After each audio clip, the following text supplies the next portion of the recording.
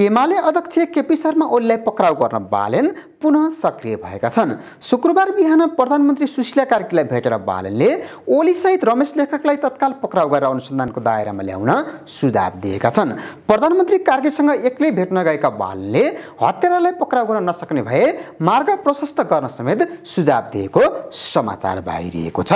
सुदन गुरुङले राजनीतिक दलसँग हिसाब किताब गर्ने धम्की दिएका छन्। जेन्जीहरूको एकता भाड्न पुराना राजनीतिक दल सक्रिय भएको बताउँदै त्यसको हिसाब किताब गर्ने धम्की दिएका हुन्। माइतीघर मण्डलामा जेन्जी आन्दोलनका शहीदहरूको सम्झनामा आयोजित भाइटिका कार्यक्रममा गुरुङले जेन्जीहरूलाई कमजोर बनाउने उनीहरूको रणनीति निस्तेज पार्ने समेत बताएका छन्। तिहारको बीचमा प्रचण्डले बिग सरप्राइज दिएका छन्।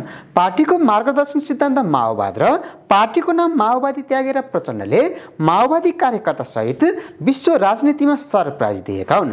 एकीकृत समाजवादीसँग पार्टी एकता गर्न प्रचण्डले यस्तो निर्णय गरेका हुन्। एकतापछि बन्ने पार्टीमा प्रचण्ड संयोजक हुनेछन् भने पार्टीको मार्गदर्शन सिद्धान्त मार्क्सवाद लेनिनवाद रहनेछ। कार्यनीति तथा कार्यक्रम नेपाली विशेषताको समाजवाद सहितको समाजवाद रहनेछ। नेपाली बजारमा सुनको मूल्य वात्तै घट्ने भएको छ। विश्व बजारमा निरन्तर उडान लागेको मूल्य सार्वजनिक विदा सकिएको दिन समायोजन हुँदा तोलामा कम्तीमा 18,000 का दरले घट्नेछ।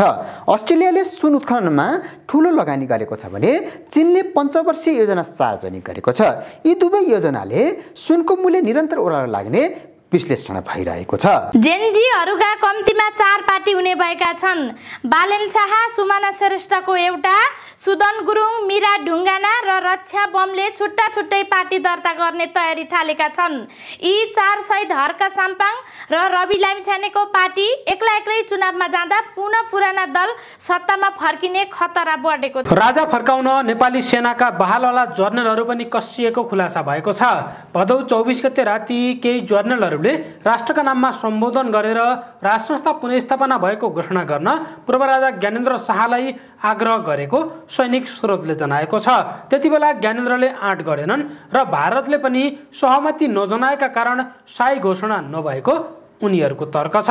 रवि लामिछानेको नेता बन्ने समाचार सार्वजनिक भएपछि ऊर्जा मन्त्री कुलमान घिसिङले मुख खोलेका छन्। मन्त्री घिसिङले आफू सूचना र समाचारमा उल्लेख गरिए जस्तो उक्त पार्टीमा आबद्धताका बारेमा कुनै छलफल नभएको बताएका छन्। समाचारमा उज्यालो नेपाल पार्टी नामक पार्टी दर्ता गरेर कुलमानको नेतृत्वमा निर्वाचनमा जाने उल्लेख गरिएको थियो।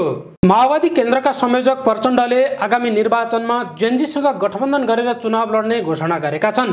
दीपावली तथा छठ पर्वको अवसरमा महोत्तरीमा आयोजित शुभकामना आदान प्रदान कार्यक्रममा बोल्दै प्रचण्डले जेन्जीसँग गठबन्धन गरेर चुनाव लड्ने घोषणा गरेका हुन्। जेन्जी र माओवादीको मिलन बिना जेन्जीहरूको माग पूरा हुन नसक्ने बताउँदै माओवादीले विगतदेखि नै प्रत्यक्ष निर्वाचित कार्यकारी, पूर्ण समानुपातिक निर्वाचन प्रणाली र समावेशी लोकतन्त्रको मुद्दा उठाउँदै आएकाले जेन्जीको भावना माओवादी बाहेक अरूले बुझ्न नसक्ने ठोकुवा गरेका छन्। देउसी भैलो खेल्दै हिँडेका 2 समूहबीच झडप हुँदा 1 जनाको मृत्यु भएको छ।